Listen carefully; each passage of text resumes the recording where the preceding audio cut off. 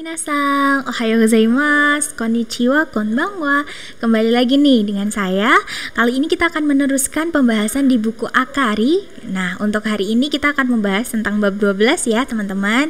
Oke, sebelum kita lanjut untuk pembelajaran di bab 12 kali ini, saya ingetin lagi nih teman-teman untuk selalu menghafalkan dan juga mengingat-ingat lagi bunpo dan juga kotoba yang ada di bab 1 sampai bab 11. Gitu ya teman-teman. Kira-kira sudah hafal atau belum nih? Kalau sudah yakin, sudah hafal, sudah paham, maka kita bisa lanjut nih untuk di bab ke-12 kali ini.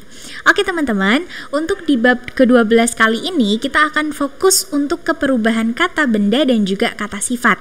Nah, mungkin kalian di bab sebelumnya sudah pernah membahas ya tentang kata benda itu apa dan kata sifat itu seperti apa. Nah, biar lebih jelasnya lagi kita langsung masuk yuk ke bunpo yang pertama. Oke, di sini untuk pola kalimat pertama kita akan membuat perubahan kata sifat dan juga kata benda dalam bentuk lampau. Nah, coba yuk kita review lagi yuk untuk pembelajaran yang sudah kalian pelajari sebelumnya tentang kata sifat, yaitu dibagi dua ya teman-teman, ada kata sifat i dan juga kata sifat na. Nah, sekarang saya bantu dulu untuk review lagi ya teman-teman materi sebelumnya.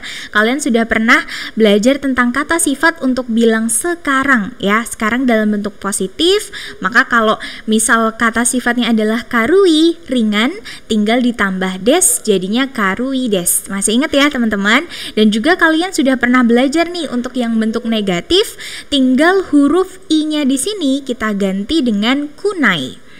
Ya, masih ingat ya, jadinya karu kunai, tinggal ditambah des di belakangnya. Coba kalau saya mau bilang pedas, pedas itu adalah karai, ketika jadi negatif jadinya kara kunai des. Seperti itu ya teman-teman. Nah, kali ini kita akan lanjut untuk yang bagian lampau. Nah, kalian pasti juga pernah belajar ya tentang kalimat lampau dalam kata kerja. Tapi kali ini kita akan membahas tentang kata bendanya teman-teman. Gampang sekali untuk perubahannya. Lampau berarti sudah pernah terjadi ya teman-teman.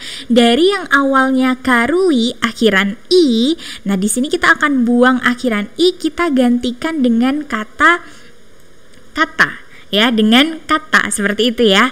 Jadi kita gabungkan saja menjadi karu kata des. Gitu ya, jangan lupa ditambah des di belakangnya.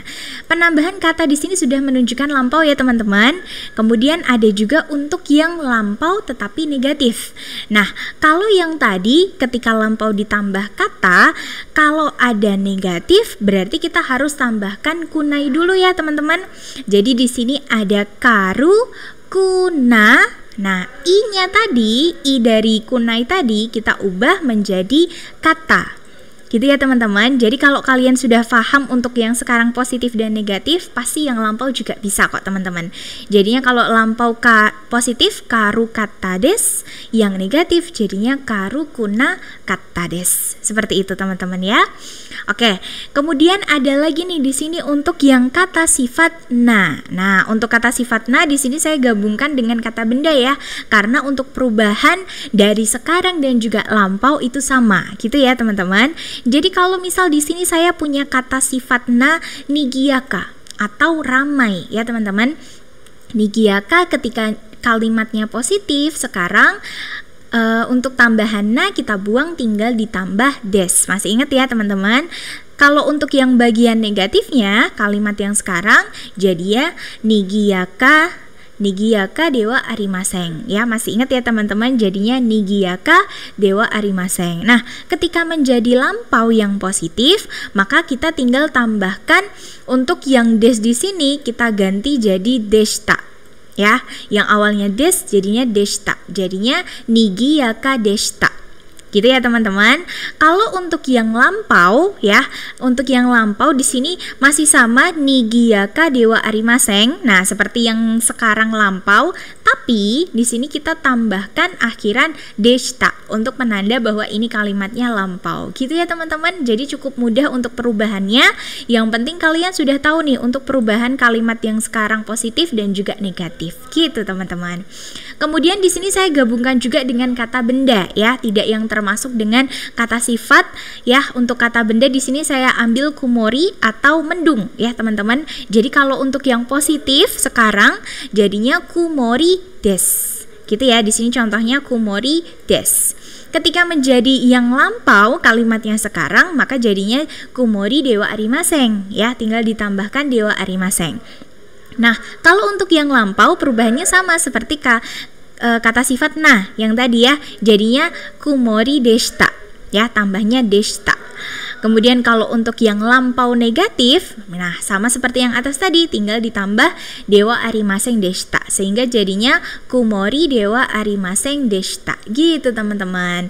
Nah, cukup gampang kan untuk perubahannya. Nah, kita coba lihat di sini yuk untuk contohnya, karena tadi sudah tahu cara mengubahnya, kita coba baca yuk bareng-bareng. Untuk yang kata sifat i dari yang awalnya amai desu, yaitu manis, kemudian jadi ama kata des. Nah, berarti telah manis ya, berarti dulunya itu manis seperti itu. Kemudian kalau lampau negatif ama kunakata des, telah tidak manis gitu pengertiannya ya teman-teman. Ada lagi di sini suzushi des, sejuk ya untuk yang kalimat sekarang.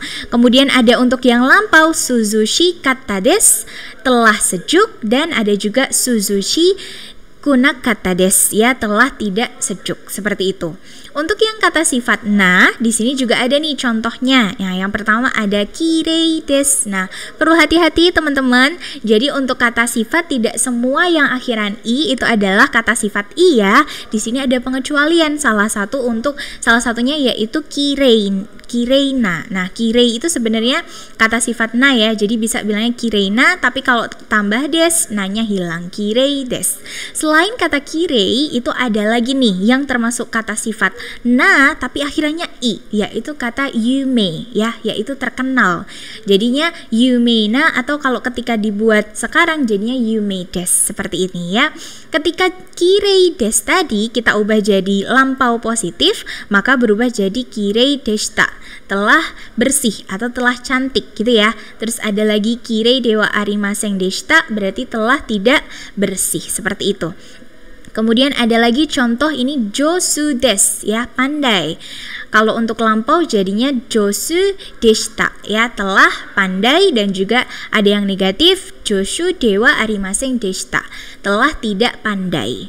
Dan yang terakhir ada untuk yang kata benda ya. Kata benda di sini ada dua contohnya. Yang pertama ada ame des ya, hujan gitu. Jadi sekarang kondisinya hujan, kita pakai ame des gitu aja. Tapi kalau misal sudah lampau berarti tinggal ditambah deshita, jadinya ame deshita gitu. Kalau untuk yang lampau negatif ame dewa arimasen deshita gitu ya, telah tidak hujan. Dan ada lagi di sini contohnya hare des ya, cerah, cuacanya cerah seperti itu. Kemudian untuk lampau jadinya hare deshita ya, telah cerah. Kemudian yang terakhir untuk lampau yang negatif hare dewa arimasen deshita ya, telah tidak cerah, seperti itu teman-teman. Biar lebih paham kita masuk ke contohnya ya. Jadi untuk contoh yang pertama ada di sini imoto no ice cream wa oishi kata desu gitu ya. Nah, di sini ada partikel wa, berarti kita translatekan dulu ini ke depan ya. Jadinya es krim adik itu telah enak. Nah, berarti pasti nih es krimnya udah habis dimakan sama adik nih, terus tahu bahwa rasanya itu telah enak gitu ya. Dia cuma cerita tentang kejadiannya lampau gitu teman-teman. Terus ada lagi nih, Noda-sang no heya wa kirei dewa arimasen deshita. Ya, di sini ada partikel wa, berarti kita translatekan dulu ini ke depan. Kamar milik Noda-sang atau saudara Noda, kemudian ke belakang ya, telah tidak bersih. Nah, telah tidak bersih berarti ini lampau ya. Kira-kira kalau sekarang mungkin sudah bersih ya. Mungkin kemarin atau tadi malam itu tidak bersih, tapi untuk sekarang mungkin sudah dibersihkan gitu. Ini untuk kalimat yang lampau gitu ya teman-teman. Oke, saya kira sudah cukup bagus ya untuk contohnya yang tadi. Coba kita latih lagi loh untuk yang contoh selanjutnya ya. Ini ada Senshu no doyobi wa yuki deshita gitu ya. Senshu no doyobi wa yuki deshita. Nah, di sini ada partikel wa, berarti kita translatekan ke sini dulu. Hari Sabtu minggu lalu gitu ya. Kemudian yuki itu salju, karena di sini ada deshita ya, berarti lampau ya. Telah turun salju. Mungkin gitu ya. Jadi minggu lalu itu loh hari Sabtu ada salju gitu. Tapi kalau sekarang mungkin udah nggak ada gitu ya. Oke, kalau gitu kita lanjut ke bumpo yang selanjutnya ya teman-teman. Di sini kita untuk menjelaskan meminta keterangan lebih lanjut. Nah, jadi di sini kita buat pertanyaan teman-teman untuk menanyakan dalam bahasa Indonesia gimana atau bagaimana gitu ya. Kata kuncinya ada di sini nih. Kalau dalam bahasa Jepang jadinya do desu ka? Ya, di akhir kita tambahkan do desu ka seperti itu. Ini boleh kok kamu tambahkan di depan atau di tengah juga boleh gitu ya. Nah, kita coba langsung ke contohnya ya. Di sini ada kino no testo wa do deshita ka? Nah, hati-hati karena di sini kita pakai partikel kino yang mana kemarin, berarti di sini pertanyaannya jadi lampau ya, jadinya do deshita ka. Oke, berarti tes kemarin gimana? Dari partikel wa ya, tes kemarin gimana atau bagaimana? Jawabannya muzukashikatta desu ya, muzukashikatta desu. Karena ini pertanyaannya lampau, maka di sini jawabannya juga lampau ya teman-teman. Jadinya telah sulit gitu teman-teman. Mungkin gak belajar ya, jadinya ngerasanya sulit. Tapi kalian pasti kalau ngerjain tes pasti bisa ya, kalau kalian belajar gitu ya teman-teman. Terus ada juga nih contoh yang kedua. Kono omatsuri wa do desu ka? Gitu ya. Kono omatsuri wa do desu ka? Oke, jadi dia tanya perayaan ini gimana atau bagaimana gitu. Hai, ii desu. Nah, ini sebenarnya bisa juga fleksibel pengertiannya, iya boleh, bisa, atau perayaannya ini gimana? Iya bagus, gitu juga bisa ya teman-teman. Oke, cukup gampang ya untuk pertanyaan gimana, bagaimana, cukup tanyakan do desu ka seperti itu ya teman-teman. Kalau lampau jadinya do deshita ka seperti itu. Kemudian untuk bunpo yang selanjutnya, untuk bunpo ketiga, di sini kita belajar untuk perbandingan antara dua hal. Nah, sekarang kita akan belajar untuk membanding-bandingkan. Udah kayak lagu ya, teman-teman. Oke, caranya gampang banget, teman-teman. Di sini kita harus siapkan dulu untuk kata benda satu atau yang sekiranya ini lebih unggul daripada yang lain ya. Karena tadi membandingkan berarti pasti ada yang lebih unggul, ada yang lebih direndah. Nah, yang unggul itu kita taruh yang paling depan, teman-teman. Setelahnya kita tambahkan partikel wa di sini dan diikuti benda yang kedua yang sekiranya tadi lebih rendah gitu ya. Nah, untuk menandakan yang satu ini lebih rendah, maka kita tambahkan partikel yori gitu ya, atau yori di sini bisa juga diartikan daripada gitu ya. Kemudian yang dibandingkan itu adalah kata sifatnya ya, bisa mungkin siapa sama siapa, lebih tinggi siapa. Nah, seperti itu, kata sifatnya tinggi atau pendek seperti itu, mahal, murah seperti itu ya teman-teman. Jadi artinya kata benda satu itu lebih kata sifat daripada kata benda dua gitu teman-teman. Kita lihat contohnya yuk biar tambah ngerti ya. Di sini ada tanabata wa hanami yori nigiyaka desu. Nah, di sini ada yang dikasih partikel wa itu adalah tanabata atau perayaan bintang ya. Jadi melihat bintang seperti itu. Kemudian kita translatekan ke belakang ya. Jadinya lebih ramai. Tadi ya untuk nigiyaka lebih ramai, yori daripada hanami. Hanami itu adalah bunga sakura. Jadi ini lebih ini daripada ini gitu untuk translate-nya ya. Yang penting untuk wa kita baca dulu. Kemudian untuk yang contoh yang kedua di sini ada Indonesia no bijutsu wa Nihon no bijutsu yori omoshiroi desu. Nah, dari sini kita udah bisa lihat ya siapa yang lebih unggul ya. Jadi artinya karya seni Indonesia lebih menarik daripada karya seni Jepang gitu artinya teman-teman ya. Jadi intinya kalau untuk yang yori itu pasti gabungannya yang direndahkan kayak gitu. Jadi ada yang unggul, ada yang lebih rendah gitu ya. Tapi ini hanya contoh saja ya.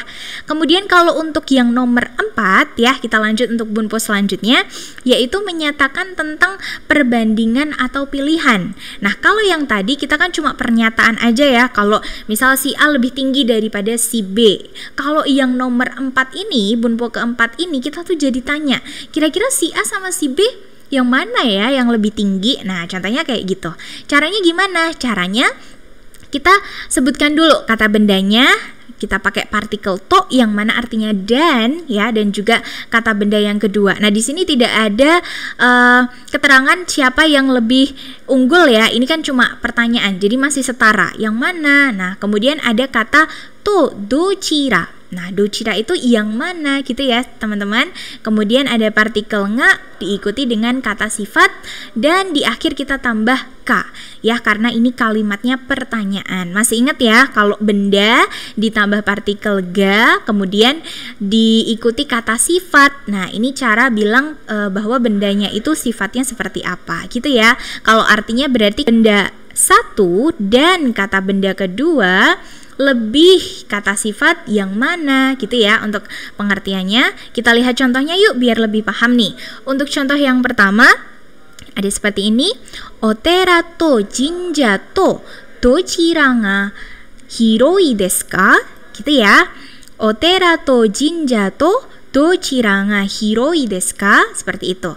Jadi kita lihat dulu dari bendanya dulu ya, kita translatekan dulu. Kuil Buddha dan juga kuil Shinto, nah yang mana nih gitu ya, yang mana yang luas atau lebih luas yang mana, seperti itu ya. Untuk perbandingan lebih luas yang mana, seperti itu. Kemudian untuk contoh yang kedua, bus to densha to dochira ga benri desu ka? Bus to densha to dochira ga benri desu ka? Gitu ya. Jadi antara bis dan juga kereta yang mana dochira. Dari sini juga boleh. Yang mana yang lebih praktis? Nah, seperti itu. Boleh ya teman-teman. Seperti itu ya kalau untuk bertanya. Jadi kita tinggal tambahkan untuk di tengahnya to dochira ga. Nah, diikuti kata sifatnya apa. Oke? Itu untuk bertanya ya. Sekarang kita lihat yuk gimana nih cara menjawabnya. Kita udah tahu nih yang mana yang lebih praktis, yang mana yang lebih luas. Nah, misal yang tadi ya. Jadi caranya gini teman-teman. Untuk kata benda satu atau kata benda dua, kalian tinggal pilih salah satu tadi ya, antara yang dibandingkan tadi, tinggal ditambah partikel no hoga. Nah, no hoga di sini artinya lebih ya, penanda bahwa ini lebih, kemudian diikuti dengan kata sifat di akhirnya gitu teman-teman. Jadi kalian bisa nih untuk bilangnya ini, misal contohnya ya, tadi kan kita bandingkan nih kuil Buddha atau kuil Shinto nih yang lebih luas. Nah, contohnya jadinya jawabannya gini. Jinja no hoga hiroi desu. Nah, jadi jawabannya kuil Shinto lebih luas gitu teman-teman. Atau kalian juga bisa nih, menurut kalian kayaknya dua-duanya sama-sama luas deh. Jadi kalau mau bilang gitu, kamu tinggal tambahkan partikel ini nih, dochiramu, yang mana artinya yang manapun gitu ya. Jadi dua-duanya luas, misal diikuti dengan kata sifatnya di akhir gitu ya. Tidak perlu kamu sebutkan lagi jinjato dan juga ada oterato kayak gitu lagi, nggak perlu, nggak apa-apa, tinggal tambahkan dochiramu, seperti itu teman-teman ya. Jadi contohnya seperti ini, basuto densha to dochiramo benri desu. Gitu ya teman-teman. Kalian boleh disebutkan lagi untuk bendanya apa ya. Jadi bis dan kereta listrik yang manapun praktis. Nah, atau misal ada yang tanya nih, misal praktisnya gini, basuto densha to dochira ga benri desu ka? Nah, kamu boleh banget langsung untuk jawab dochiramo benri desu. Gitu juga boleh kok ya. Jadi fleksibel aja untuk cara menjawabnya. Gitu teman-teman ya. Oke, kita lanjut untuk bunpo yang selanjutnya ya. Di sini ada untuk menunjukkan pilihan yang dipilih dalam suatu golongan atau kata benda ya teman-teman. Nah, di sini itu kita mau bilang yang biasanya bahasa gaulnya itu si paling. Nah, gitu ya. Jadi kita akan pilih satu aja si paling dari satu kelompok.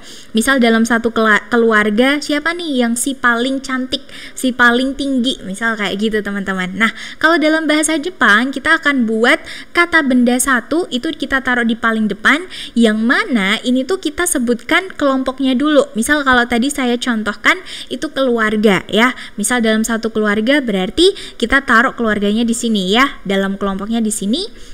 Kemudian kita tambahkan partikel D ya setelahnya. Dan diikuti dengan kata benda dua. Nah, untuk yang kata benda kedua ini yang dimaksud si palingnya gitu ya, yang paling gitu. Siapa nih yang paling, kita taruh sini, kemudian diikuti dengan partikel ga. Nah, sebelum kata sifat kita tambahkan ichibang ya. Ichibang itu artinya paling. Si paling apa nih? Paling kata sifat. Nah, di sini kita boleh tambahkan kata sifatnya, terserah ya teman-teman. Jadi kalau diartikan di dalam KB1, KB2 yang paling kata sifat gitu ya, atau di dalam KB1 yang kata sifat KB2 gitu. Intinya kita mau bilang si paling dalam sebuah kelompok gitu teman-teman. Contohnya ada di sini ya. Omatsuri no naka de tanabata ga ichibang suki desu. Gitu ya. Omatsuri no naka de tanabata ga ichibang suki desu. Jadi dia menjelaskan nih, kita boleh translatekan dari sini dulu. Di dalam perayaan gitu ya, dari segala perayaan, nah itu juga boleh. Nah, yang paling disuka ya, ichibang suki berarti yang paling disuka itu adalah tanabata atau perayaan bintang, melihat bintang gitu teman-teman. Kazoku de dare ga ichibang seiga takai desu ka? Nah, berarti kita lihat kelompoknya dulu. Di dalam keluarga, di dalam satu keluarga itu siapa sih dare ka? Dare ya. Dare ga ichibang berarti siapa sih yang paling tinggi gitu ya, atau di dalam keluarga yang paling tinggi siapa gitu juga boleh ya. Nah, di sini ada jawabannya ani desu gitu ya, berarti kakak laki-laki gitu teman-teman. Nah, sekarang di bab 12 kita udah belajar banyak ya teman-teman, yang mana kamu bisa membandingkan siapa nih yang lebih unggul ya, siapa yang lebih tidak unggul gitu ya, dengan partikel wa dan juga yori. Kemudian kita bisa bertanya yang mana yang lebih unggul dengan kata dochira. Kemudian gimana jawabnya ya, kalau mau mengunggulkan salah satu, kalian bisa tambahkan no hoga atau dua-duanya. Kalau dua-duanya dochiramo. Nah, dan yang terakhir kita bilang si paling ya tadi untuk ichibang, seperti itu. Wah, cukup banyak juga ya bunpo di bab ini, tapi saya harap teman-teman jangan sampai patah semangat ya. Harus tetap semangat bahwa kalau bahasa Jepang itu sebenarnya gampang kok kalau kalian mau melajarinya gitu teman-teman. Gak kerasa nih teman-teman, kita udah ada di penghujung video hari ini. Jadi jangan lupa kalian bisa praktekkan ya untuk latihan soal, ada di buku Akari kalian masing-masing ya. Oke, saya kira sudah cukup untuk video kali ini. Terima kasih teman-teman sudah nonton sampai akhir ya. Tetap semangat. Ja, korekara Nihongo no benkyou ga owarimashita. Domo arigatou gozaimasu. Otsukare sama desu. Mata mite ne.